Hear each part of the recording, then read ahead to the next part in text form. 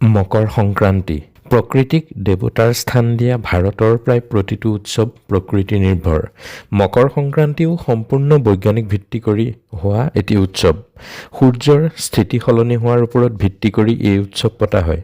মকৰ সংক্ৰান্তি ভাৰতৰ বেলেগ বেলেগ ৰাজ্যত বেলেগ বেলেগ নামেৰে জনা যায়।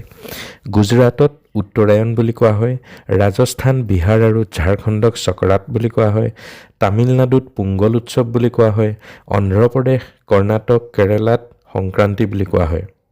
মকৰ সংক্ৰান্তিৰ আচল অৰ্থ কি?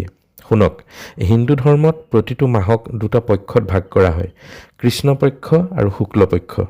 সেইদৰে এটা বছৰক দুটা অয়নত ভাগ কৰা হৈছে, উত্তৰায়ণ আৰু দক্ষিণায়ন। এই দুটা মিলাই দিলে এবছৰ পূৰ্ণ হয়। মকৰ সংক্ৰান্তিৰ দিনা সূৰ্যৰ উত্তৰায়ণ গতি আৰম্ভ হৈ যায়, সেইবাবে মকৰ সংক্ৰান্তিক উত্তৰায়ণ বুলি কোৱা হয়।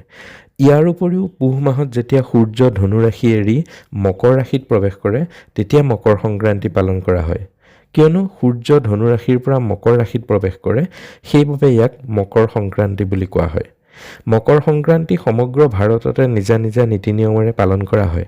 প্ৰতি বছৰে 14 জানুৱাৰী তাৰিখে এই উৎসৱ পালন কৰা হয়। তদুপৰি মকৰ সংক্ৰান্তিৰ ধাৰ্মিক মান্যতাও আছে। মকৰ সংক্ৰান্তিৰ দিনা ভগৱান বিষ্ণুৱে অসুৰক শেষ কৰি মন্দাৰ পৰ্বতত যুদ্ধ সমাপ্তি ঘোষণা কৰিছিল। সেইবাবে মকৰ সংক্ৰান্তিৰ দিনটো অসুৰ বিনাশ অৰ্থাৎ আন্ধাৰ বিনাশৰ দিন হিচাপেও পালন কৰা হয়।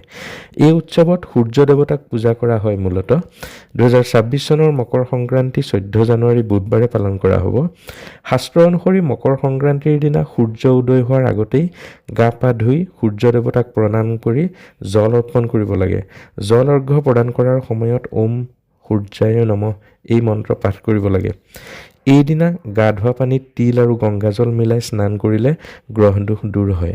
পূজাৰ পাছত তিল, বস্ত্ৰ, গুড় আদি দান কৰিব লাগে। এই ভিডিঅ'ৰ তলত দিয়া লিংকত আপোনালোকে মকৰ সংক্ৰান্তিৰ পূজা পাতলৰ সকলো সামগ্ৰী কিনিব পাৰিব।